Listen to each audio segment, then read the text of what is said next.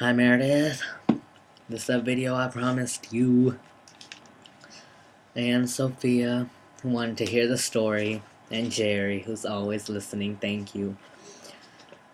This is the story about our whole entire marriage fiasco and all. So, it's 1980 and let me take my glove, actually I'll keep them on. Okay, because I can't see without them. It's 1980 and me and Meredith about to meet each other for the first time.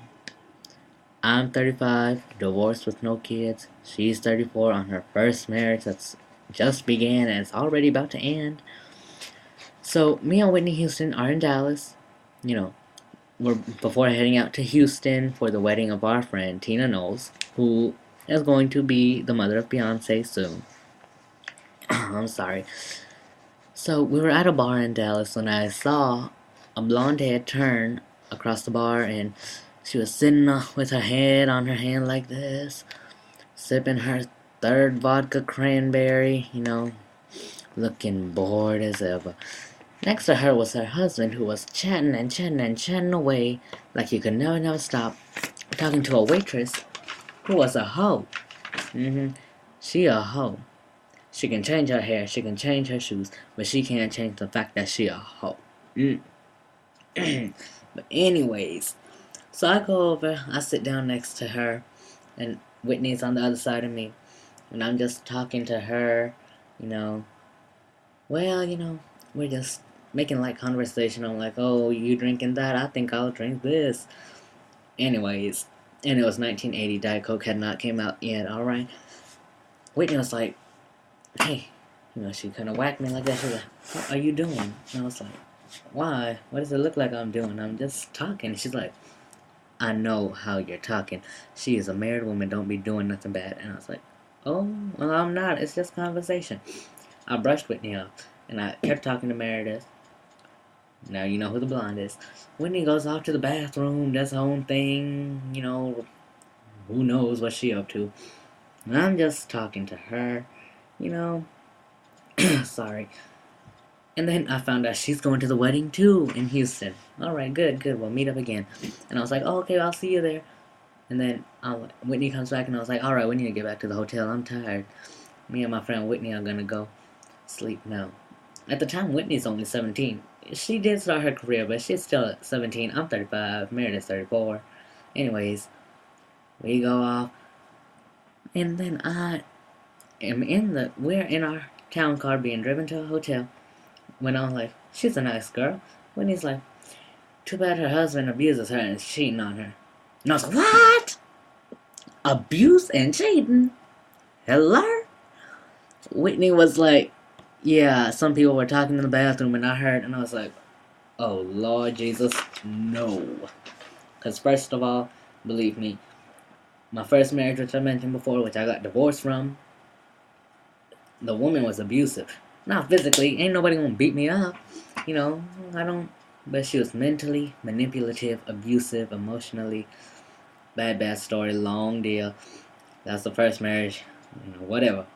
I'm starting over anyways, so I was like, are you sure he's abusive? He a cheater and a mistreater? So, I wasn't gonna sit around and do nothing. I needed to save her from the situation and show her how good life is, Good like a jawbreaker, good like a baby maker. I had to show her. So, I'm already all, stressed up, and I'm making phone calls. I'm calling people all across the country. I'm calling the cop people I know. I'm calling chief of police. And then I'm like, you know, then I was like, these people ain't getting nothing done, because I found out who her husband was. He was a powerful man who practically owns the police. So, I called my friends from New York. I called them from the hood, too. From South Bronx, Jamaica, Queens. I used to be in a gang. If y'all watch my life story from before, if you heard. I used to be in a gang for 3 years. They took me in. Long story for another day. And I also was part of the Gambino crime family before John Gotti. But now, John Gotti's kind of slowly making his rise to prominence. So I called John, and I was like, hello, and, I was like, hey, John Gotti, it's Carol. I'm in Dallas. I got a situation. If y'all could, help me out. So Then we go to Tina Knowles' wedding, and like Tina's all stressed and she's looking around like, what these 20 other people doing here? You know, I mean, they weren't at the wedding ceremony. Neither was I, because me and Whitney, we had a hangover from the other day. We kind of slept in. But when we got to the reception, she was all, she was looking around like, who are these fools? Like, there was some brothers from Jamaica, Queens. And then there was like John Gotti and 15 of his friends. But, he had like kind of disguised himself because, mafia mobster showing up to a wedding? Anyways, so me and Whitney, we walk into the room checking our code, and who I'm looking for is staring right in my face. So I'm like, there's Meredith. So, they played our song and we hit the floor and, we were just dancing the night away.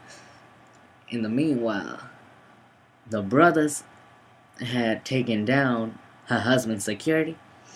John Gotti and his crew members got her husband, took him to a room, beat the living crap out of him, took him to some hideout elsewhere.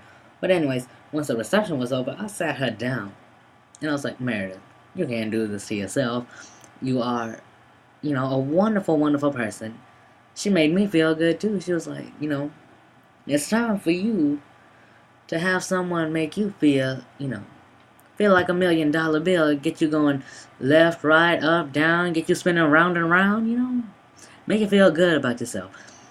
I had just came out of an abusive relation. I'm about to help her come out of an abusive relation. I tell her, he has done you wrong as his wife. You need to get out of that situation. And then somehow John Gotti thought he had died and left him there, and John Gotti went back to Staten Island. And then we are sitting at a reception. Tina and her husband are gone. It's just an empty room, me, Whitney, sitting down with her, with Meredith, and then our friend Gail King there too. This was before we all famous. Whitney was rising to fame.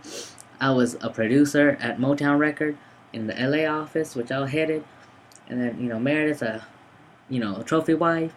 We just sitting down, and all of a sudden here was, her husband walked in looking like the dead hell came alive. He walked in.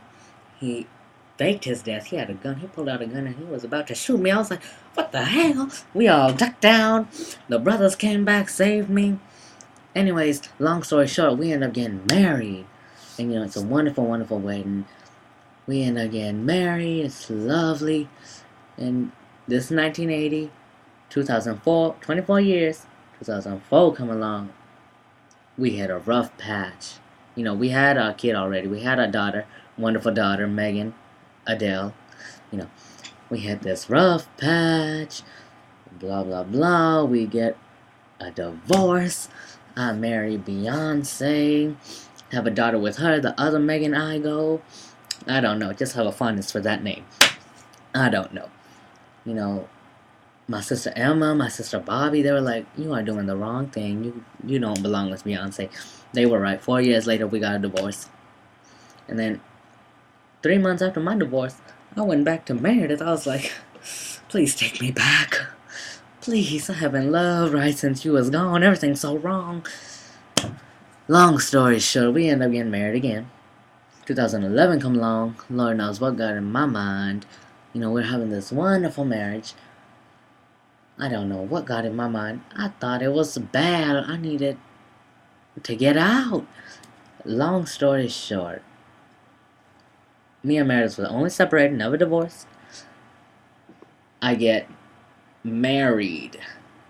Well, someone from my phone text messaged this other woman and asked her if she was marrying me.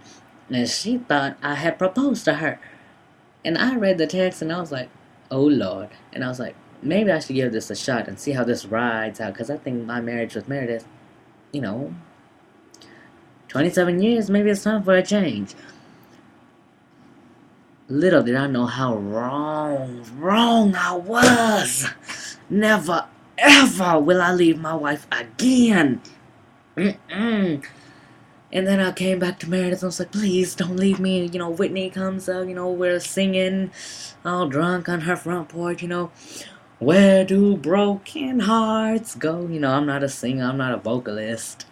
Me and Kim Zolciak have the same singing level, which is 0. Anyways, long story short, me and Meredith get married again. Good, good, good.